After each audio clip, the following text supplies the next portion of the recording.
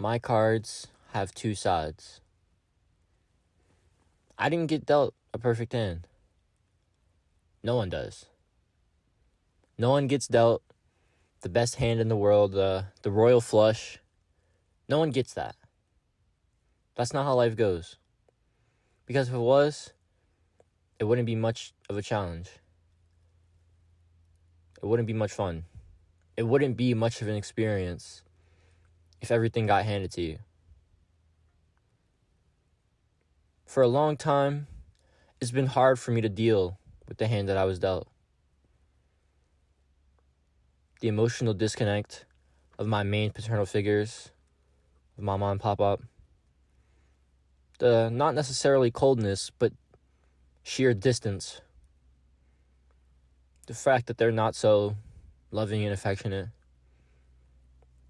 I'm a kid with a big heart, and I need a lot of love because I have a lot of love to give.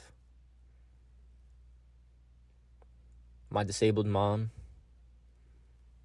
who for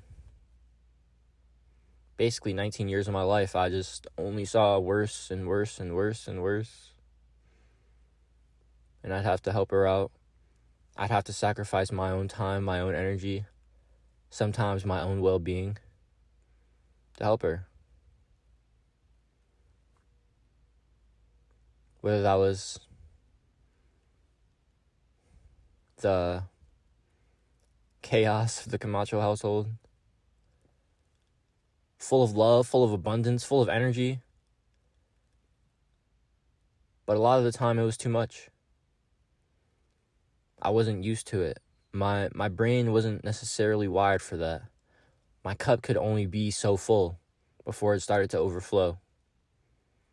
And I didn't have the room to recharge because personal space wasn't a thing.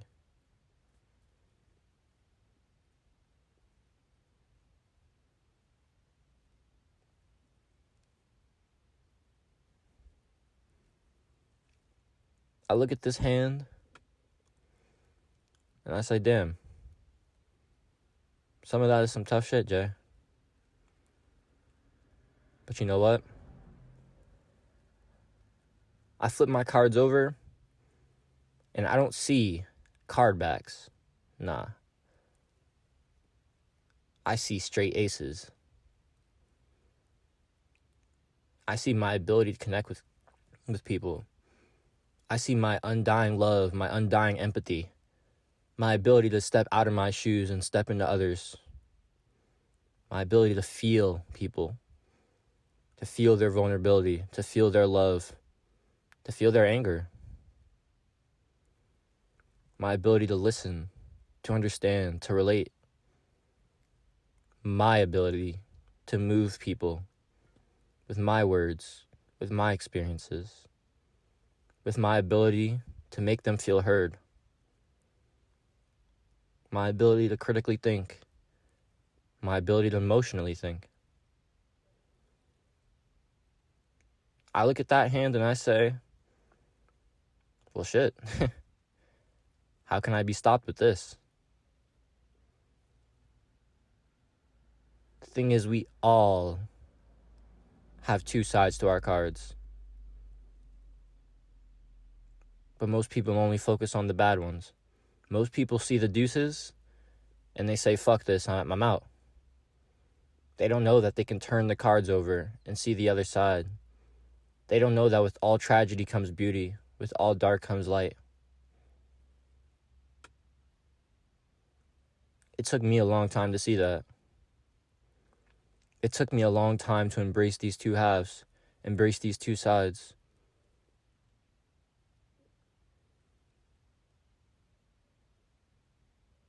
And now I do.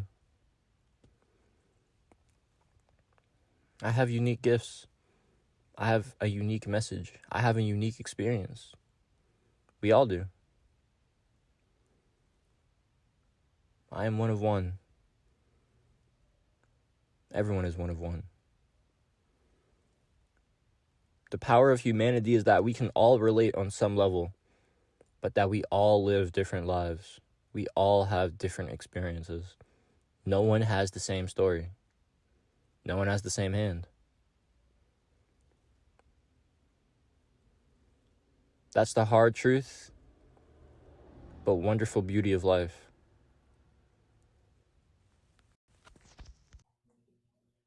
I don't know if that was too weird. I thought about re-recording that, or rather just using the structure of that to make this video.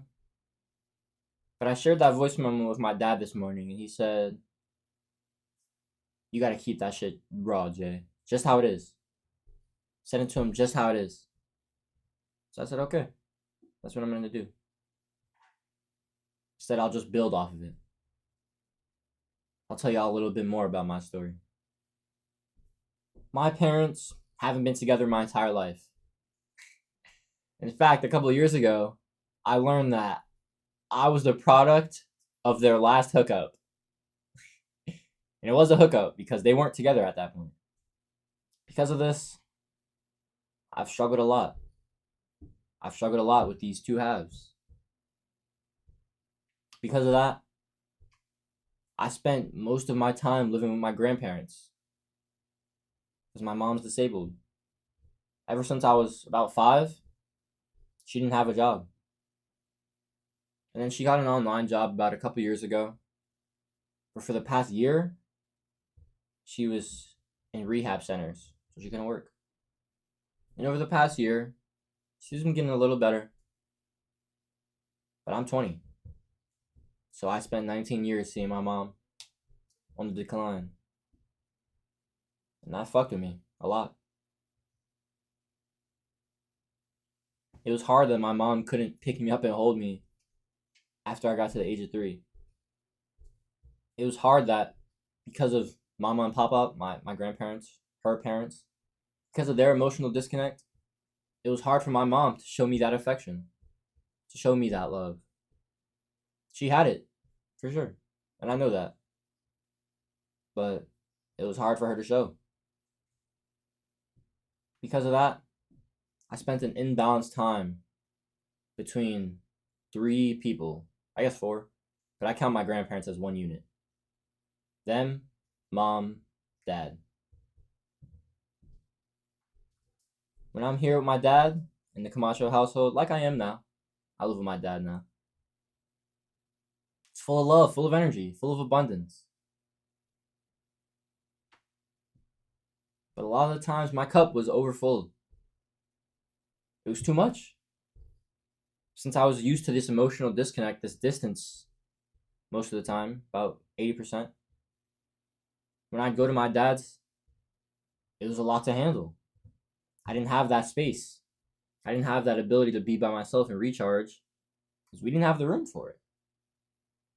And even when my dad got us out of the hood of Newark, he came down here to Georgia in this beautiful home, even then, I still didn't have the personal space. Because my room wasn't my room. It was the place where Ye and Mari came to watch me play games. Those are my little brothers. Now those all love, and I love those fools. I needed my space. But I didn't know how to ask for it. I didn't know how to speak the fuck up. I was scarred.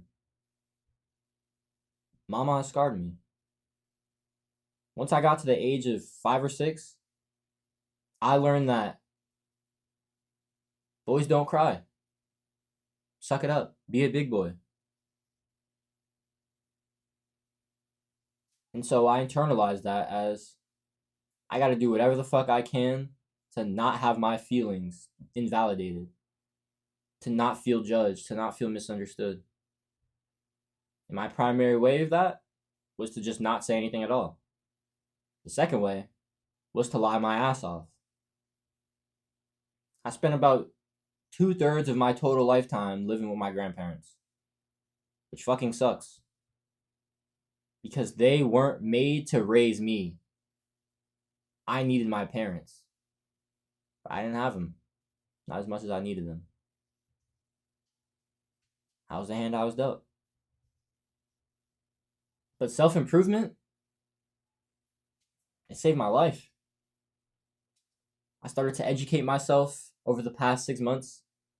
I started to understand way more about life, about mindsets, about my mental health. I started to learn healthy coping mechanisms, mainly journaling. Being able to, by yourself, process the things that you've gone through, your struggles, your traumas, your pains. Being able to reflect on them constantly.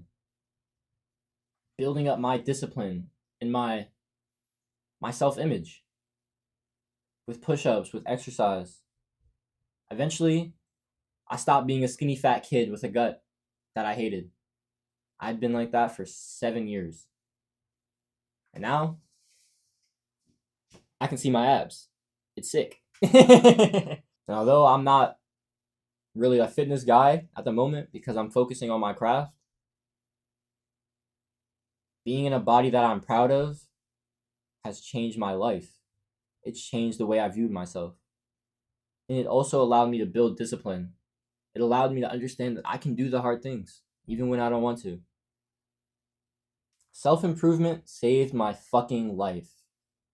Through many hours of education, through building my discipline, many hours of journaling, many hours of self-reflection, I was finally able to understand a lot of my struggles. I was able to look my demons in the fucking eyes and say, even though I'm fucking scared of you, I'm not gonna let you get in my way any longer. I'm not gonna let you keep holding me back. I'm not gonna let me keep holding me back. And so I turned my cards over. And I looked at all the aces, all the beautiful things about me, all the things I'm proud of, all the things that I love, all my gifts that I want to share with the world. And I started to focus on those. I'm still holding the same cards. I still got the deuces on the other sides. But it's all about perspective. It's all about how you look at the cards. Instead of saying fuck them, instead of throwing them out, I don't want this hand, so I'm going to run away from it. You can't run away from your reality. You can't run away from your truth. Not forever. And if you do run away forever, you're going to be on your deathbed living with regret. You're going to be wishing that you rose the fuck up to the occasion and that you decided to conquer your fears, that you decided to pursue your passions, to be on your purpose. If you're not on self-improvement, if you're not trying to educate yourself about mindsets, about mental health, about understanding yourself better, about pursuing the craft that you want to build, whether that be YouTube, maybe you love to dance, maybe you love to draw, you love to paint, you love to write. Maybe you just love fucking numbers, you love science. If you're not doing that though, if you're not living your truth, if you're not pushing yourself to improve at the thing that you feel pulled towards, you're living a lie. And when you're living a lie, you're living a life you hate. Trust me, bro. I was doing that shit for over 10 years. How long is it going to take for you to decide that you're done? How long is it going to take for you to flip your cards over? Stop looking at the bad side and start looking at the good side.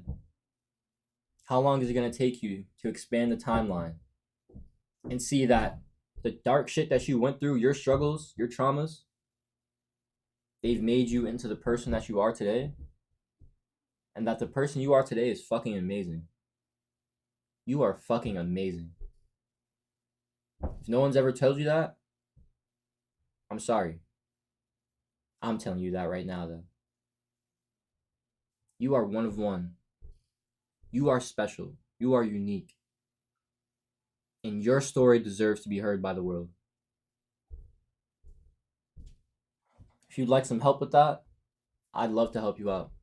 I'd love to offer you my experiences. I'd love to offer you my ear so you can tell me about your story. I offer free mental health calls. First link in the description. My name is Jaden. You can call me JC. You can call me Jay. You can call me Dubs. I'm here to help you. I'm here to serve young men. that were struggling like I was. I'm here to help you get the fuck after your dreams. Like I am right now. So let's go get the fuck after our dreams. Big YDC.